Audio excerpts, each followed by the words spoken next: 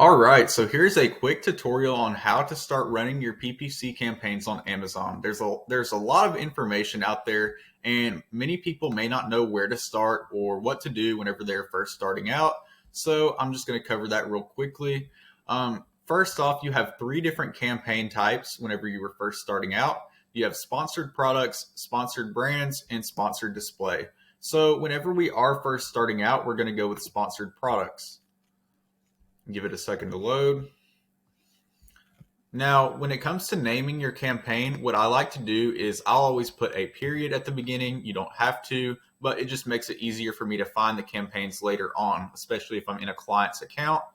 And next, we're going to name it something that's easy to remember so that we know what the campaign is.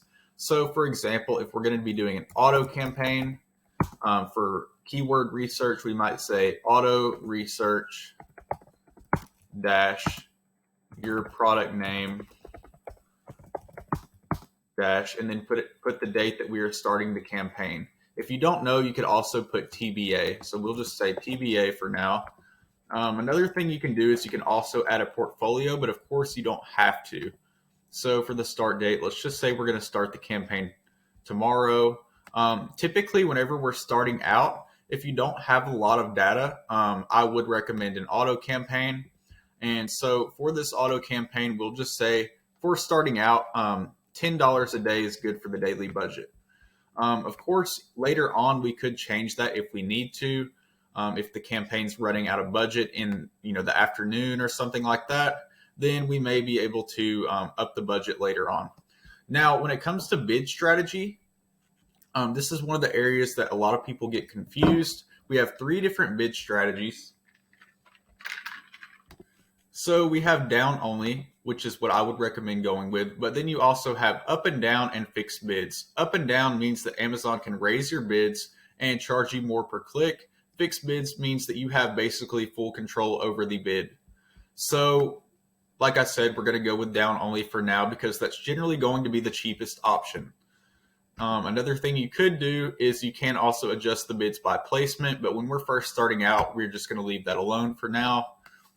When it comes to creating an ad group, also the same principle applies here. You want to be able to easily know exactly what this is later on. So just for the purposes of this video, we'll just say auto. But if we were going to split this into say, product targeting or keyword targeting and then ASIN targeting, we may change the name of the ad group depending on which one it is, if that makes sense. Now, next, we're going to select our products.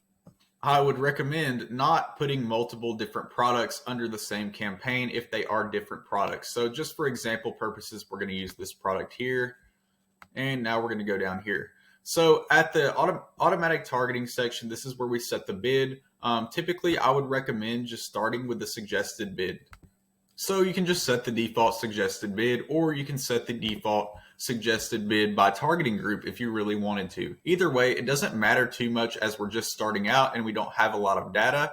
But anyways, next you have the negative keyword targeting, and then below that you can see the negative product targeting. Now, negative product targeting is when you target by ASIN. For example, if you were getting a product that you were showing up on their listing and say it isn't converting very well. So you've had 15 or 20 clicks and no sales.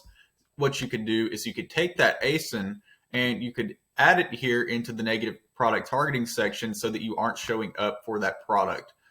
For negative keywords, typically what I like to do is take the words that aren't converting as we're running this campaign, add them as negative exact matches, and then what you can also do is take things that are not relevant to your campaign or to your product, and you can add them as negative phrase match. So for example, let's say if I was selling a pair of red tennis shoes, maybe one of the keywords that we were showing up for, the search terms were, white tennis shoes. I may add the word white in here as a phrase match term, just so that we aren't showing up for, white.